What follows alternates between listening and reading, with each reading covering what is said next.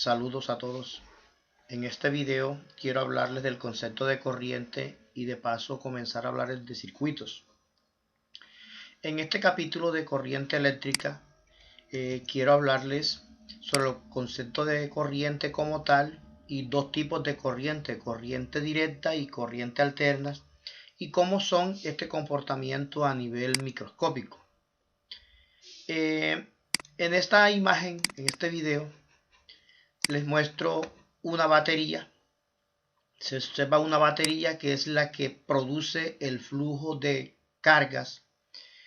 Para que exista corriente eléctrica en un circuito se necesita una fuente de voltaje. En este caso la fuente de voltaje es la batería, la cual obliga a las cargas a moverse desde el borde negativo de la batería en la parte inferior hacia el borde positivo. O sea que las cargas eléctricas fluyen de menos a más. Las cargas. En este caso, ese es el sentido en que fluyen las cargas. Ahí se observa en la simulación cómo están fluyendo las cargas del borde negativo al positivo. En este caso se inicia del cátodo hasta el ánodo. Las cargas se mueven en ese sentido, pero el sentido de la corriente es justamente contrario al flujo de las cargas. La corriente eléctrica realmente la observamos o la determinamos siempre en el sentido opuesto de las cargas. O sea que la corriente eléctrica, si en un circuito debemos observar, determinar en qué sentido va la corriente, siempre va de más a menos. Pero las cargas, como son negativas, las cargas eléctricas, los electrones se mueven de menos a más. Aquí en esta otra imagen pues se observa la fuente de voltaje, cuyo símbolo aquí en este caso una línea larga y una línea más pequeña, indicando que la larga es la positiva y la más corta es el borde negativo. Aquí aparecen dos, pero esta es una, digamos, una forma en que algunos programas o programadores colocan la fuente de voltaje. Si nosotros la colocamos simplemente una línea larga y una más corta, pues es suficiente para entender que la línea larga significa el borde positivo de la batería o la fuente de voltaje y la más corta el borde negativo. Entonces la corriente directa se maneja en ese sentido. La corriente alterna es una corriente que va y viene, que es la que normalmente está en nuestros hogares. Es cuando conectamos, por ejemplo, cuando tenemos el sistema de una lámpara, una bombilla conectada, o un ventilador a una toma corriente o cualquier dispositivo eléctrico a través de un interruptor. Es más o menos el esquema que observamos aquí. Esta corriente va y viene.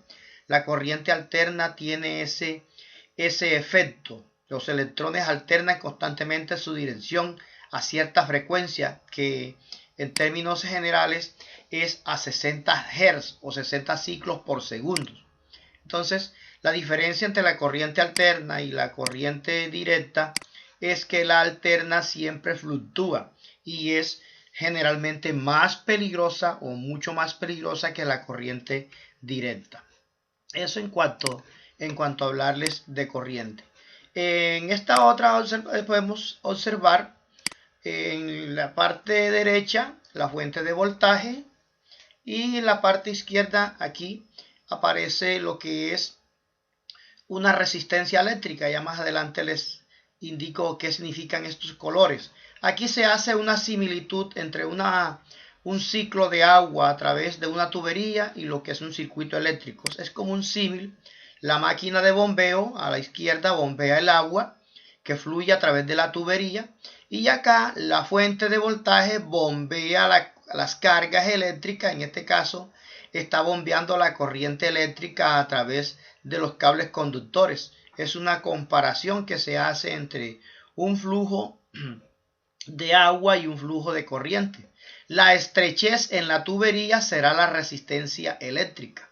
Donde esté más estrecha un tubo, una tubería, si pisamos una manguera, pues por allí va a fluir el agua con mayor dificultad, es decir, con mayor resistencia, como ocurre cuando pasa por algún dispositivo eléctrico en nuestras casas. O algo más que quiero compartirles aquí en los circuitos es, por ejemplo, lo que es como tal un circuito eléctrico que les decía que estaba compuesto por una fuente de voltaje. Ya está una batería normal que conocemos, puede ser una batería de carro. Aquí nuevamente observamos cómo fluyen las partes en un circuito. Está una resistencia eléctrica, que es la que consume corriente, o una bombilla o un LED, la fuente de voltaje o batería, y un interruptor que permite encender o apagar el circuito normalmente. Este es un circuito en términos generales. Entonces, la corriente eléctrica se define como el flujo de carga que pasa a través de un conductor. La corriente eléctrica no es más que movimiento de carga durante el tiempo. En términos matemáticos, la corriente I se define como Q, que es carga entre el tiempo. Es flujo de carga durante el tiempo. Generalmente la unidad de corriente eléctrica es el ampere o amperio, que es Q, coulomb, sobre segundo. O sea que la unidad de amperio es coulombio sobre segundo, la unidad de corriente eléctrica. Algunas veces, por convención de los medidores, se puede utilizar el prefijo miliamperio, M. Miliamperio significa M 10 a la menos 3 amperio. O microamperio, que es 10 a la menos 6. 10 a la menos 6 amperios. Las fuentes de voltaje, como les indicaba en la imagen, son las que producen el movimiento, el flujo de carga, son las que producen la corriente eléctrica como tal. Cuando las cargas se mueven a través de un conductor, comienzan a tropezar o a golpear las impurezas del material. Si el material tiene demasiadas impurezas, entonces se dice que el material tiene mucha resistencia eléctrica, y entonces el golpeo de las cargas eléctricas atravesando el material hace que el material se vaya calentando, y este es el efecto que uno a veces observa, que se calienta, o el efecto Hall, que es calentarse el material como tal. Se calientan los alambres, como cuando estamos planchando un vestido o una camiseta o un pantalón, se calienta el cable de la plancha, porque hay un efecto de calentamiento por golpear las cargas, las impurezas o las partículas que tiene el cable conductor. La resistencia eléctrica se maneja, digamos, de acuerdo con la longitud de un alambre, de acuerdo con el material. En este caso nosotros podemos hablar de resistividad y de conductividad, que son dos términos totalmente opuestos. La resistividad, pues generalmente la simbolizamos con esta letra ρ, que parece una P, y la conductividad con la letra sigma, es como una O con un rabito encima. La resistividad y la conductividad son totalmente opuestas. Cuando decimos que un material es muy resistivo, entonces es un material que se opone mucho al paso de corriente. Un material de mucha resistividad o de alta resistividad tiene baja conductividad eléctrica. En cambio, un material con baja resistividad tiene mucha conductividad. Por ejemplo, si hablamos de un alambre de cobre, el alambre de cobre tiene mucha conductividad, entonces baja resistividad. Si hablamos de un pedazo de madera seca, la madera seca tiene alta resistividad, o sea, se opone al paso de corriente a través de ella, entonces tiene baja conductividad. Aquí en esta ecuación observamos que resistividad es el inverso de la conductividad, o viceversa, o la conductividad es el inverso de la resistividad. En conclusión, pues la resistencia eléctrica de un material tiene que ver con en sí con el material como tal, y de ello podemos hablar de materiales muy resistivos o muy conductibles, porque pueden ofrecer poca o mucha resistencia al paso de la corriente. La resistencia eléctrica de cualquier material, de cualquier alambre, viene dada por la ecuación R, resistencia igual ρ, en este caso resistividad, L, longitud del alambre, A, entre el área o grosor del alambre. Entonces, aquí está dada en términos de la conductividad, de la resistividad, pero también podemos encontrarla en términos de la conductividad, es decir, aquí debería aparecer 1 sobre sigma, 1 sobre conductividad.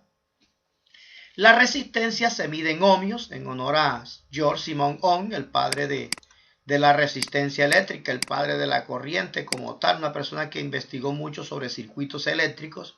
Entonces la resistencia eléctrica de un alambre depende de la longitud y también del área. Un alambre entre más largo esté, mayor resistencia eléctrica ofrece. En cambio, un alambre más grueso, de mayor grosor, entre más grueso, entonces más baja es la resistencia eléctrica como tal.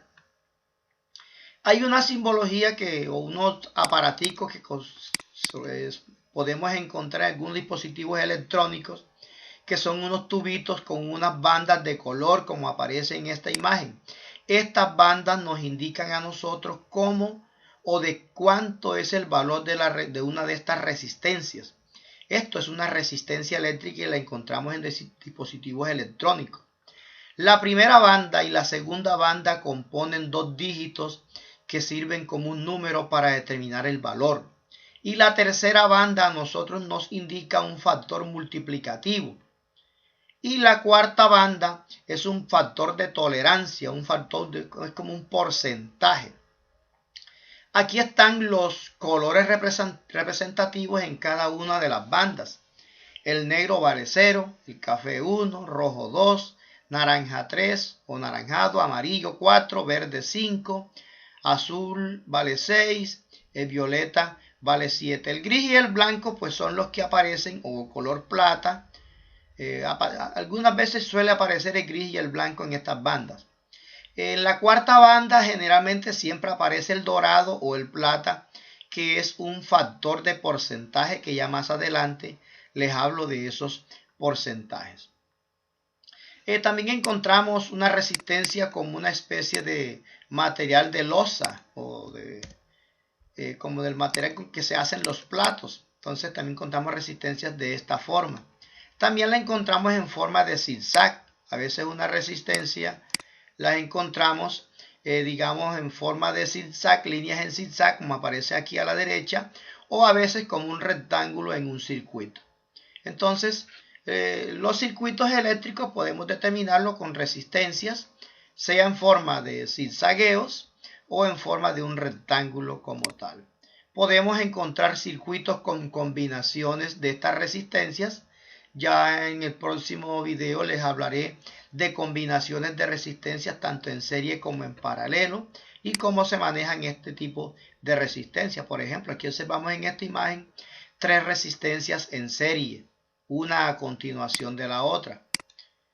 Aquí en esta otra imagen observamos 2 resistencias en paralelo porque los terminales de ellas están llegando a 2 puntos comunes, entonces esas 2 resistencias están en paralelo.